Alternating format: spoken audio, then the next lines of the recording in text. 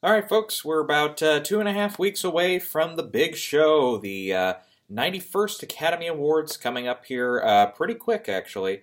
The whole award season, it goes by in a flash, but at the same time, it's like, we've been talking about BlacKkKlansman since it opened. We've been talking about how well The Favorite's going to do since the first trailers and previews and stuff come out. We're wondering about Vice since it was called Backseat and it had no release date at this time a little over a year ago, and so on and so forth. But for what it is, I guess we're kind of coming up on the final stretch here as we head into it. BAFTA's coming up this weekend. WGA will also be right around the corner. Let's see, actually, when is WGA? I think it's next weekend. I was going to pull up all my dates here, but we've seen a few Guild Awards happen, of course, between since last we talked. That's SAG was the last time. Of course, DGA was handed out to Alfonso Cuarón for Roma, so it feels like director's over. I think that was kind of Spike Lee's last shot to kind of pull off an upset win, but it feels like that's the way that one's going. Let's see, who else have we, Guild-wise, who else have we seen here? I'm going to pull up the list here. The big one I think that kind of shocked us a little bit was Ace Eddie, where they went with, for the comedy race, they went with The Favorite, which I did not quite think. I mean, it got the Oscar nomination, so that shows it has support and everything. I was thinking Vice had that one, because it's the most edited. It was the more obvious contender, I think, for the category. It's actually the one I have still picked to win Best Film Editing here at the Oscars. But that might be one of the trickiest categories this year, actually. And the drama editing of all films went to Bohemian Rhapsody. So, wow. I mean, we had, I'm trying to think who else was in the race. Roma was there and it wasn't at the Oscars. First Man was there and it wasn't at the Oscars.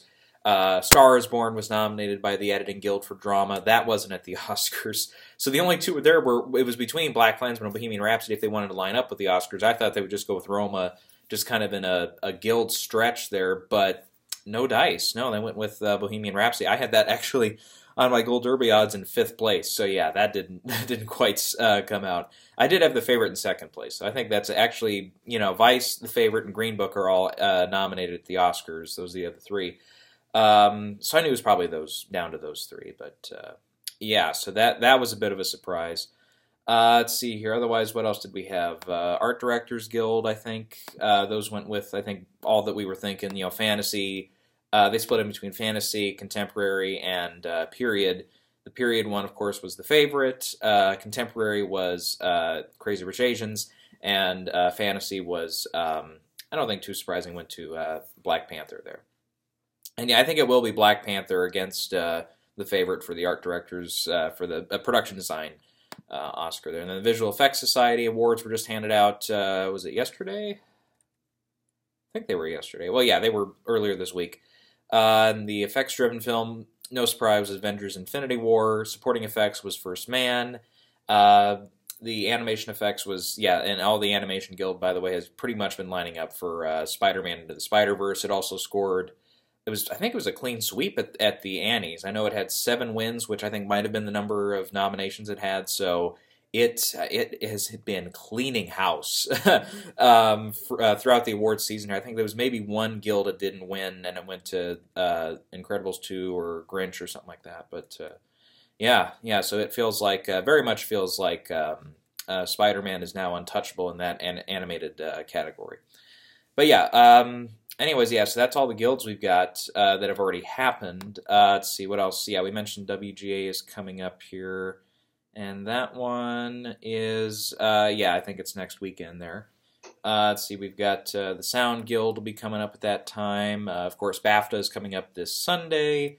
We've got the Costume Guilds are next weekend. Makeup Guild's next weekend. The other Sound Guild, Cinema Audio, is next weekend. So, yeah, it's all going to start wrapping up here pretty quick.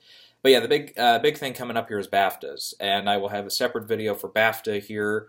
I'm actually going to record it later today, but I'm not sure when I'm going to get it up on YouTube here. I don't know if it'll be up at the end of today or if it'll be later on. I'll definitely get it up before the show goes, but Wanted to get to Oscar predictions first here because, I wanted to point out a couple of things. I've made a couple smaller changes here and there, a few things, and of course a few races now with the guilds over.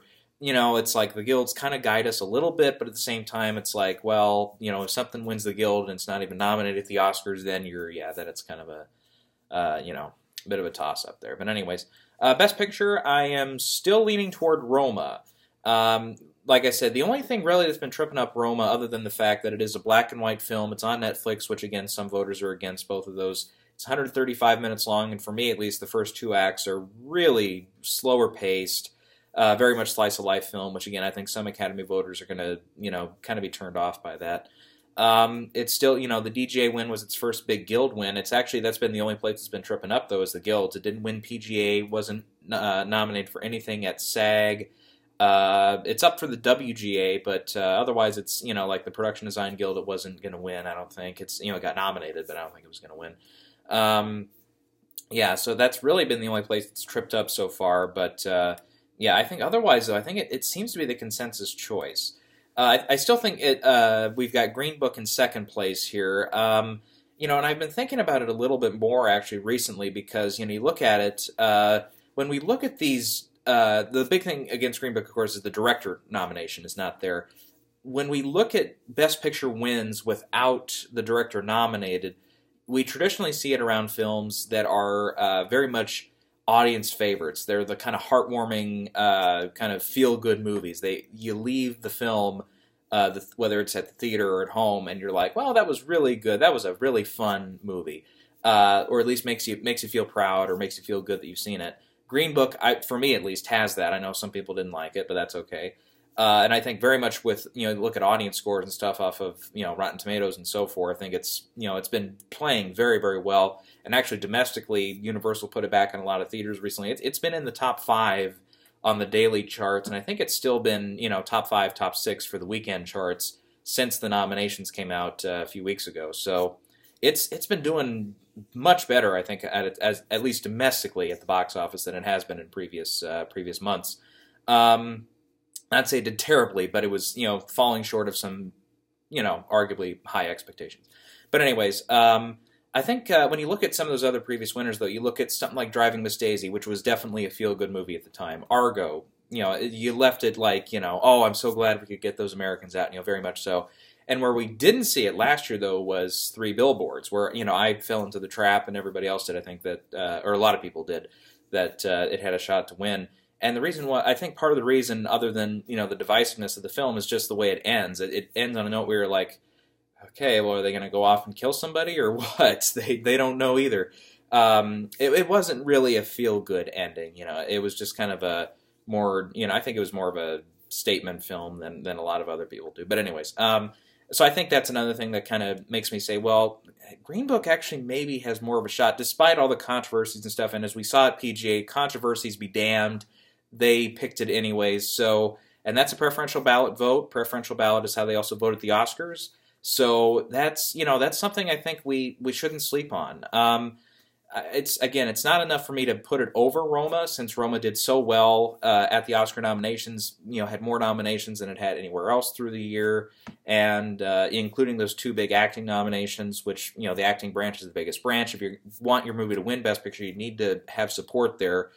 Or at least, have something that equivalates. Like, even last time we saw a film win without any acting nominations, Slumdog Millionaire, that had won the SAG Award for Ensemble that year. So you want something big like that in your corner there. I think otherwise, I think it's really down to those 2. The favorite, I think, I have it winning, just to preview BAFTA predictions a little bit, I have it winning 5, including some top categories. So I think a few of us might be deceived into thinking, oh, all of a sudden the favorite's going to come back and win after it does really well, if I have everything right at BAFTA. Even if it overperforms at BAFTA, well, Three Billboards really overperformed last year, and that I thought was just another bullet in the chamber to help us, but it, kind of a little bit of a deception there. I'm trying to think what else. Well, yeah, King's Speech I know did well and above at BAFTA when that came out, but that was a while ago, and we already knew by that point that King's Speech was ahead for the Best Picture race.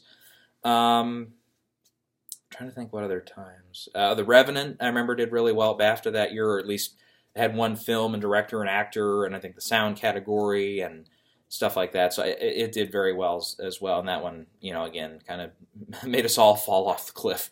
But anyways, yeah, I think BAFTA will also help too. If they go with Roma at BAFTA for Best Film, that I think will solidify, and then it's like, okay, then it's pretty much Roma's, the one to beat there. But anyways, yeah, I think director, yeah, we're kind of falling asleep in that category. It's Quran, yeah, I think we've got that one down. Best actor, I'm still going Rami Malek here, especially after the big SAG win and everything. Best actor at BAFTA arguably is a coin flip between him and Christian Bale, but yeah, I think Rami will pull it out there and at the Oscars as well. Glenn Close, I feel like we're good on her for the wife for lead actress. Again, even if Olivia wins at BAFTA, I don't think that'll be enough support. Supporting actor, Mahershala Ali, I think that one has been the easiest race in this category here. Or of the 4 acting categories, I should say. Yeah, and I feel like that one, again, even if he loses BAFTA to Richard E. Grant, which I don't think will happen, it's way too late in the game for that to be a big change. But then again, look, supporting actors, of course, is going to be the thing here, and that's going to be the big decider, I think, at BAFTA for who's going to win. I'll get into who's going to win BAFTA in my predictions video, but if it's who I think it is, then I might, just depends on a couple other things, because we'll see what happens Sunday, of course, but also depending on how well the film does itself and all that stuff. I don't want to give too much away already, but I still, at the moment, though, at the Oscars, do have Regina King in there, but it's like, man, I really don't want to fall off that cliff again like we did with Stallone 3 years ago. Yeah, I would just, it makes you sound a lot smarter if you get those really... those big kind of shocker wins, especially in the supporting categories. If you get those right, then yeah, then you kind of get some Bravo points for that. Okay, original screenplay. I'm still going on the Green Book train here. Actually, again, despite controversies, especially leveled against 2 of the writers on the film, Fairley and Nick Vallelonga. I think its big win at the Globes was a big sign there. And it's up for WGA. I think it'll win WGA. I don't see WGA going with Quran. I don't see him going with Vice. The Favorite was not eligible there, and The First Reformed, the other Oscar nominee, was also not nominated by WGA. So I feel like I think Green Book will take down those other 2 that are nominated, and I don't think Quiet Place or Eighth Grade are going to get in and win WGA. If they do, then yeah, that leaves a lot more mystery, but. Yeah, I think Green Book. Plus, it's, again, if Green Book actually turns around and becomes the Best Picture winner, there's the same 3 wins that Moonlight had 2 years ago. Screenplay, Supporting Actor, actually the same guy this time, and Best Picture. So, so that's definitely something to look out for there.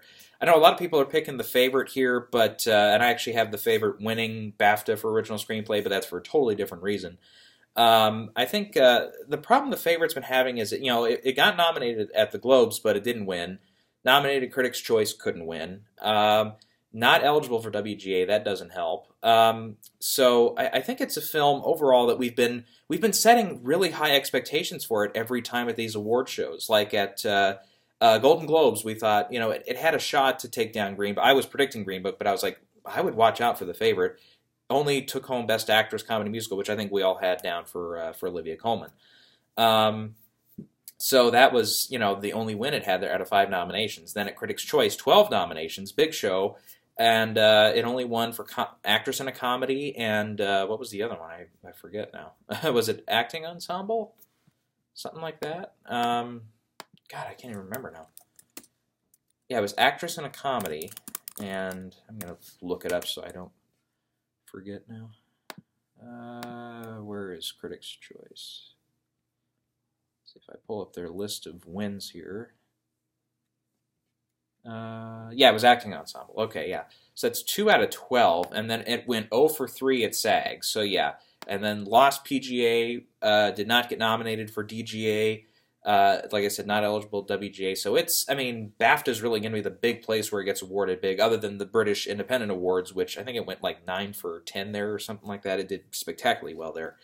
But, they're not traditionally known to pick the Oscar winners. So anyway, so I feel like we've had high expectations for the film all the way through, and it's like each time it gets wins for the most part, a couple of those notwithstanding.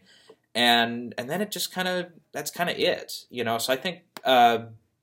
a lot of people, especially if it does well at BAFTA this week, I think a lot of people will be setting themselves up for disappointments if they put it ahead for like picture and whatever else, actress and all that other stuff that it probably won't win. But supporting actress, though, yeah, that has a shot, but we'll see.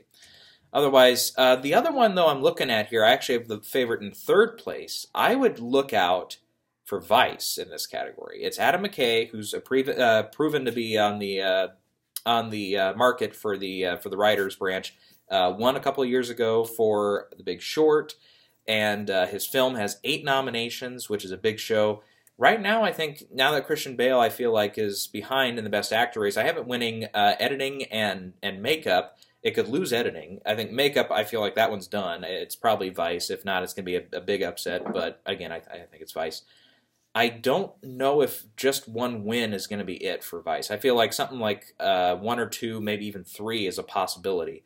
And it is definitely, you look at it, it's like there's a few memorable lines and stuff, and, all the, few of the scenes are pretty well written, like the scene where Cheney's, sitting down, he's like, we could come to some different understanding, and all that, like the George W. Bush scene is probably the best. But, and then the Shakespeare scene, of course, that's a very different, the way it's written is very different, and there's the whole narration thing. It's like, there's a lot of stuff going on in that screenplay, a lot of stuff that, gets crammed in at 2 hours and 10 minutes, however long the film is, something like that. And it feels like, yeah, it does have all sorts of stuff going on. It's got comedic moments, it's got dramatic moments, it's got a little bit of a love story in it, it's got, all sorts of different thematic stuff in it. So it might be something, maybe the writers branch, especially if they really go in big on the film, and they're like, a lot of them mark at #1, and people are split on something like The Favorite, or Green Book potentially, or Roma. And, I think I do have First Reformed way down in 5th, though. That is Paul Schrader, and that's something definitely that, it's his first nomination, this would be kind of a Lifetime Achievement Award for his win, but to my knowledge, we have never seen any film win the Screenplay Prize when it was the only nomination that it got. I thought, I kind of look back, I'm like, well, what about The Candidate, which was a 72 film, The Godfather one adapted, original screenplay went to The Candidate, Robert Redford film. And that, I looked at, I'm like, that was the only win for the film. And I looked at it, it had also been nominated at least for the sound category. So I'm like, I try to think of weird stuff like that, but it's like, it just doesn't happen. I mean, again, that's not to my memory at least. At least we haven't seen it in the last 10 years. But anyways, so that's one. It could be a weird year where something like that happens, and it did win a Critics' Choice for Original Screenplay, but again, that was a big critical darling. And it had a couple other nominations that night, or at least one for Ethan Hawke. So it had a little bit more support than it does here at the Oscars. And Roma, I don't have it winning here. I have it down in 4th, though, because, well, if Roma all of a sudden does start to really sweep, and something weird like Marina de Tavira wins in Supporting Actress, and then it wins Director Picture, and then it wins Screenplay, and then it wins Cinematography, Foreign Language. If they really, I think the sweep mentality, including Best Picture wins, those days are kind of over. We will see occasionally stuff like Mad Max take a whole bunch of tech awards. Gravity won a bunch of tech awards, but they lose picture. I think you could make the argument King's Speech was the last one to do that, but that only won, Director, Picture, Actor, and Original Screenplay. That's 4. Yeah. Birdman had similar wins, a number of wins that had 4 wins, too. It's like, really, I think you have to go back, even The Artist only won 5. I think you have to go back to Hurt Locker, which I think won, how many was it, 7 or 8? Something like that, yeah. So, I think it was that. Here, double check, because it's been a while since I've seen that number here. Let's see, 3, 4... 6, if I'm counting right. Yeah, 9 nominations, 6 wins. That's right. Even that one had 6. So, yeah, I think Slumdog had 8. So, yeah, I think 8 was the highest number we've seen in recent years, and that's over a decade ago now. So I don't. Yeah, again, I don't see those scenarios playing out. Okay, then going over to the feature category, starting with animated feature. Yeah, we already talked about it enough. Spider-Man. I feel like that one's all locked and loaded. I think. Yeah. Documentary feature, I'm actually going RBG on this one. I know a lot of people have been kind of wrestling between Hale County This Morning, This Evening, something like Free Solo, which, yeah, those are definitely, I think, the 2 and 3 here. RBG, though, I think part of the reason I'm putting it number one is the subject matter herself has been very big in the news here in the last few weeks leading up to the beginning of voting. And it's, going back to the Supreme Court and everything, that's always good to hear. And she is a big legend. Of course, we had the Felicity Jones movie on the basis of sex has opened up, and that actually, I think, did better. Because of RBG's presence in the last few weeks, I think that really boosted the box office of that film. And it's also up for song, so it has more nominations than any other film in this category. And traditionally, that's a good sign that you're going to win. Free Solo also has a bit of an argument here because it is the winner, or it's nominated at BAFTA, could win BAFTA, but I have something else picked there. And it's also one that has done very well at the box office. I think it's, over 25 million, I think, domestically, something like that. I'm not going to double check it, but it did very well. Won't You Be My Neighbor also, of course, did well, but that didn't get nominated. And then Hale County this evening won at Gotham, if I'm remembering correctly, for documentary. So, and that was one that kind of surprised us when it got in a little bit. I was teetering on the edge of putting it in, but I didn't. But anyways. So that's one, I would again look out for. Sometimes if it gets the surprise nomination, sometimes that's a big sign that it has more support than we're thinking. Then we have a foreign language film. Now, initially I was like, oh, Rome all the way. But now I am reconsidering this. Look at Cold War. Cold War got cinematography and director as well. And director was a big surprise, of course, this year. So it's really, if the film really does play well to the mass and not just outside the branches of cinematography and directing, which could happen. It's not like when Paul Thomas Anderson last year got in for Phantom Thread. It's like, it's not like all of a sudden everybody started watching Phantom Thread and it all of a sudden started winning a whole bunch of stuff and only won costumes. Cold War, I think it's, it'll probably go over 3, but it's like, if they really like it and they want to say, okay, well, we're going to reserve we think Best Picture is going to go to Roma, but it's like, we really like Cold War. We want to give it something.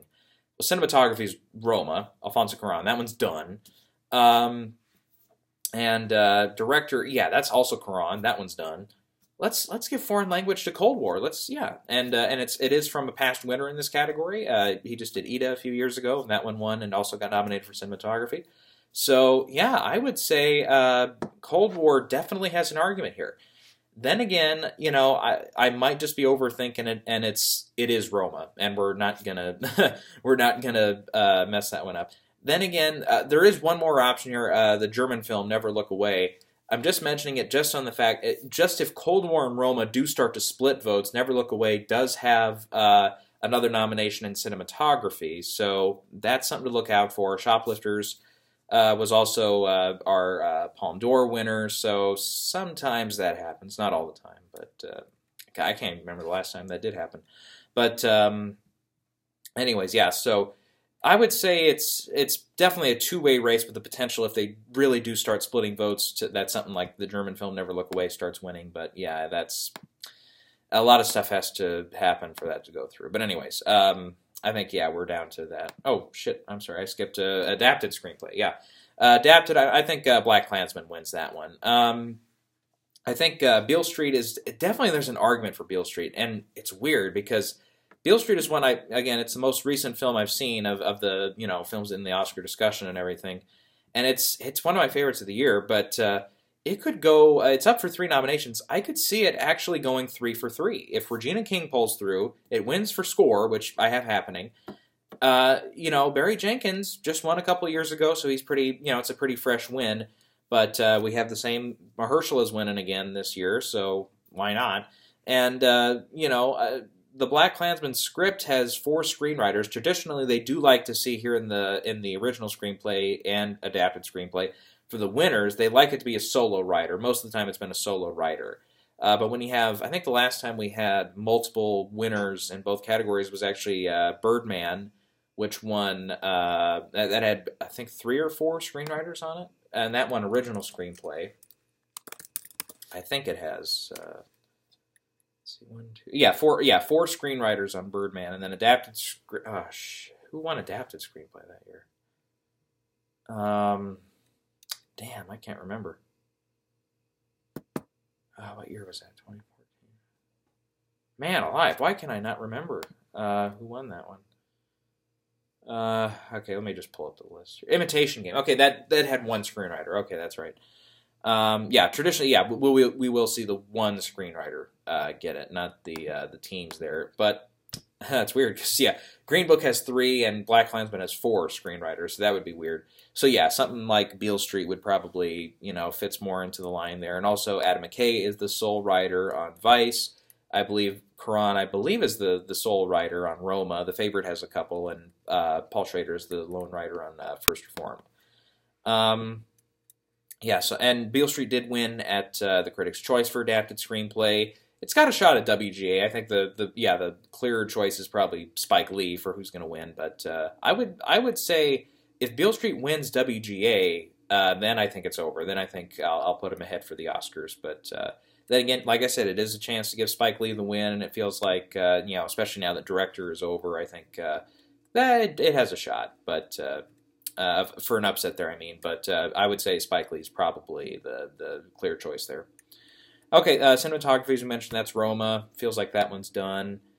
Film editing, I still have Vice ahead, but I would tell you what, after those wins there from The Favorite and Bohemian, I would look out for those two. I'm not going to say it here, but I have a surprise winner actually for film editing at BAFTA. And if that one wins at BAFTA, which might just be because of what it is, but I don't want to give too much away here in this video. I'll save those shock and awes and people writing comments up. I'll save that for that video. But if that one does win BAFTA, then I might reconsider. I would say, yeah, it comes down probably to Vice, Favorite, and Bohemian Rhapsody here. Just those two, especially because they won the Ace Eddie Awards. But Vice has, arguably the most editing of these films. I think BlacKkKlansman and Green Book they're happy to be there, but yeah, I think it's probably those 3. The Favorite does not really have in-your-face editing, though, so that's what's keeping me, I think, from putting it number 1. Bohemian Rhapsody, I mean, outside of the film being a controversy, because of who directed it and stuff, and also because it's also not a huge critical hit. But then again, if it was Vice, it was very divisive and everything. The editing on Bohemian Rhapsody, though, I think is a lot more obvious than it is in something like The Favorite, where especially you get even in that opening scene over the main credits, where you get all the cuts of Freddie Mercury waking up, and then all of the crews assembling all the stuff on stage for Live Aid, and then even especially when you get to the musical sequences when they're doing the songs, it's like all the cutting back and forth between the sound booth and the recording and all that stuff, and especially again when you do one thing, the Live Aid sequence too, they try to cut it in a way where they're trying to not 100% recreate the Live Aid as far as how it was edited, but definitely the look and the the positioning and the costuming and all that. Yeah, they're 100% replicating it. But the editing, I think, on the film for the Live Aid sequence again it's really again in your face, really some tight cuts here and there, and then some longer takes here and there. Yeah, I think it's definitely something that we might overlook and might surprise us on Oscar night. But again, I think Vice is it is Hank Corwin, who was nominated for Big Short. Arguably could have won that category that year, but yeah, it felt like Mad Max. So yeah, I would stick with Vice for now. But Bohemian is kind of a tempting, choice at this point. I'd say for both costume design and production design, I think our number 1 and our number 2 picks are the same here. The Favorite number 1 to win, I think Black Panther definitely has a shot. I think what's going to help me put The Favorite over the edge here at the Oscars too is if it wins both of these awards at BAFTA, which I think will happen. I think since it is later in the season at that point, Black Panther was not nominated at BAFTA for these 2 awards. It was actually only up for visual effects, and even then it might not win that one at BAFTA. Yeah, it definitely does feel like The Favorite has the upper edge right now. Okay, next up, we'll do makeup and hairstyling. Again, I think that's Vice. It's the other 2 I don't think have the support. Original score, yeah, I'm going to stick with Beale Street on this one. Black Panther has a shot, but yeah, I would say probably Beale Street. Nicholas Britell, I think, is somebody they want to award. Original song, pretty easy. I think it's The Shallow from, Shallow, it's not The Shallow, but Shallow, from Star is Born. Yeah, and again, that's a way to award Gaga and everything. For the sound categories, I'm picking First Man for both. I would look out that you do have the double musical, if you will, in the sound mixing category of Star is Born and Bohemian Rhapsody. But I think they'll start splitting votes there, and I think First Man will come ahead there. And yeah, sound editing, I feel like that's First Man. I know Quiet Place is one a lot of people are looking at, but I don't know. I mean, we did see a kind of more sci-fi film win this a couple years ago with Arrival, but that had a Best Picture nomination. It felt like something where it's like, we can't give Arrival nothing, so let's give it at least one. And this is the only nomination for Quiet Place, so I don't think so. Visual effects, I was originally going with Avengers here, but I'm going to go First Man. First Man is the more traditional pick here. It's the more Oscar-y film. It was, arguably closer. I mean, not arguably, 100%. It was closer to landing a Best Picture nomination than Avengers was. And even though Avengers, yes, did win at the Visual Effects Society Awards, so did First Man. It feels very much like last year and a few years ago with Interstellar, where it's like you have the more Oscar-y nominated film, and also First Man has more nominations than Avengers does. The same thing happened last year with Blade Runner and War for the Planet of the Apes, where it's like War for the Planet of the Apes effects, I think, were more in your face and arguably better. But it's like, that one, it's like, well, with Blade Runner, that was the more Oscar-y film. No Planet of the Apes film has ever won. No Marvel film has ever won. So it just feels like First Man to me. Okay, that just leaves us with the short categories here. Start with the easy one, animated short. Yeah, that's Bao, the Pixar one. I feel like that one's done. Now I've looked a little bit, I haven't watched them, but I've looked a little bit into what the documentary and live action shorts are about. Let's see, I think I'm picking for doc short, I'm going Black Sheep, but something like Endgame is really tempting. Endgame is about some doctors who are doing some kind of breakthroughs in the medical field and stuff, which is definitely, kind of a more, again, without having seen it, definitely sounds like a more uplifting kind of thing. Night at the Garden is, of course, about a Nazi meeting in the late 30s, or sometime in the 30s in Madison Square Garden. So that, the Nazism stuff, those kind of films tend to do, at least get nominated here in this category. They don't always win, but traditionally, if you want to do well at the nomination stage, those get in. I think that one's in the hunt, but I have it down in fourth place. Then Period, End of Sentence is kind of set place in India. It's about kind of cliches about women and when they're on their period and stuff. So I think that's, again, that's something maybe that kind of breaks through between these other ones. And Black Sheep, I think, is, crap, what's that one about again? I forget. I looked it up, but I think it's, okay. I'm going to feel bad if I get it wrong. Let's see here. Film. See. No, not the horror film about sheep. And yeah, definitely not the Chris Farley one, for Christ's sakes. Sorry, Google did not help me there. Doc film, let's try that. Okay, here we go. Yeah, I think IMDb will help us here. Oh, yeah, okay, yeah, this is about London, yeah, kind of a kind of racial profiling kind of kill in London, and how the students and family members kind of take up, which, yeah, we've had a recent news story about some racial profiling and stuff with Liam Neeson there this week. So, yeah, that definitely feels like very timely for that to happen. I think that one would take over. Okay, but yeah, I don't feel like going into the Liam Neeson stuff right now. That's something I can do on my own time. But anyways, live action short, I have Skin winning this one. I was originally thinking Detainment, but that film actually, I looked up, has a lot of controversy around it. I guess it's based on a true story, I guess, and I guess the parents or family members of the subjects involved in the film actually are sending out petitions to get the film taken off of the Oscar list. I guess because of unfair, the way that they were depicted was unfair to them, or they didn't care for it. Marguerite is one that people are also talking about here. I have it in second place, Marguerite.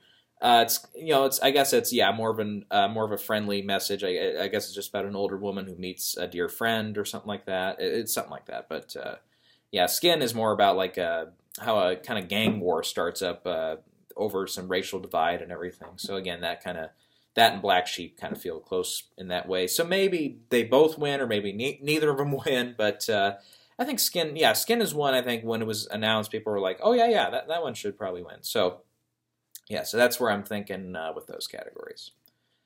All right, well, that's going to wrap it up for the Oscar winner early-ish predictions. We're about 2.5 weeks out. So we'll see where BAFTA lands us. They might help us a little bit in some of these categories, and plus I'll look at these again definitely before we get to Oscar night. But that gives me more time to think it over and then overthink a couple categories and get them wrong. So. Yep, always love it when that happens. All right, we will catch you guys later. Look out for the BAFTA predictions video, which will be up fairly soon.